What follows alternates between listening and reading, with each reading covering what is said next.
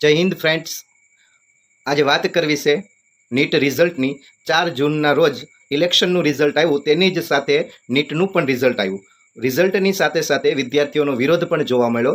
તો આ વિરોધ શા કારણે થયો તેની માહિતી આ વિડીયોની અંદર આપણે જોવાની છે। નીટનું રિઝલ્ટ આવ્યું તેની અંદર ઘણી બધી વિસંગતતાઓ જોવા મળે છે। તો આ વિસંગતતાઓના કારણે વિદ્યાર્થીઓ છે એ વિરોધ કરી રહ્યા છે। તો આ વિરોધની અંદર કેટલાક કારણો પણ જવાબદાર છે। તો આ વિડીયોની અંદર આપણે જોવાના છે કે એ કારણો કયા છે। તો સૌપ્રથમ તો પહેલું રીઝન એવું કહી શકાય, જેમાં 67 સ્ટુડન્ટ્સ એવા છે કે જેણે ફર્સ્ટ રેન્ક મેળવેલો છે। ફર્સ્ટ રેન્ક મતલબ કે 720 માર્ક્સ આઉટ ઓફ 720 માર્ક્સ મેળવેલા છે, એટલે કે પૂરા માર્ક્સ પ્રાપ્ત કરેલા છે। અગાઉના રિઝલ્ટની વાત કરીએ તો 2022નું રિઝલ્ટ છે તેની અંદર 4 વિદ્યાર્થીઓ ટોપર હતા, એટલે કે 720 આઉટ ઓફ 720 માર્ક્સ મેળવેલ હતા। અને ત્યારબાદ 2023નું રિઝલ્ટ જોઈએ તો તેની અંદર 2 જ વિદ્યાર્થીઓ એવા હતા કે જેનું રિઝલ્ટ છે એ 720 આઉટ ઓફ 720 હતું। તો આ મુખ્ય રીઝન છે કે 67 સ્ટુડન્ટ્સ આ વર્ષે એટલા બધા કઈ રીતે પોસિબલ છે। બટ ટેકનિકલી રીતે જોવા જઈએ તો આ પોસિબલ નથી। ઇવન 67 સ્ટુડન્ટ્સમાંથી 6 સ્ટુડન્ટ્સ એવા છે કે જેણે એક જ સેન્ટર ઉપર એક્ઝામ આપેલી છે। શું આ પોસિબલ બની શકે?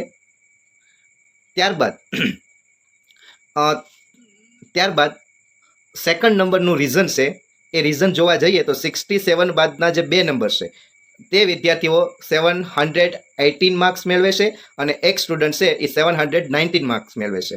720 માર્ક્સમાંથી એક આન્સર ટ્રુ કરવામાં આવે તો તેના 4 માર્ક્સ મળે છે। તો માર્ક્સ છે એ 716 આવવા જોઈએ। અને બીજું જોઈએ કે એક આન્સર છે એ રોંગ થાય તો એક માર્ક્સ એ માઇનસ થાય, એક માર્ક્સ માઇનસ થાય અને એક ક્વેશ્ચનના 4 માર્ક્સ છે એટલે ટોટલ 5 માર્ક કપાય। તો એ રીતે જોવા જઈએ તો 715 માર્ક આવવા જોઈએ। બટ અહીં તમે જોવા જાઓ તો 718 અને 719 માર્ક્સ છે એ ખરેખર પોસિબલ નથી। બટ નેશનલ ટેસ્ટિંગ એજન્સીનું આની પાછળનું રીઝન એવું જણાવવામાં આવેલું છે કે સફિશિયન્ટ ટાઈમ ન મળ્યો હોવાના કારણે વિદ્યાર્થીઓને ગ્રેસ માર્ક્સ આપવામાં આવેલા છે।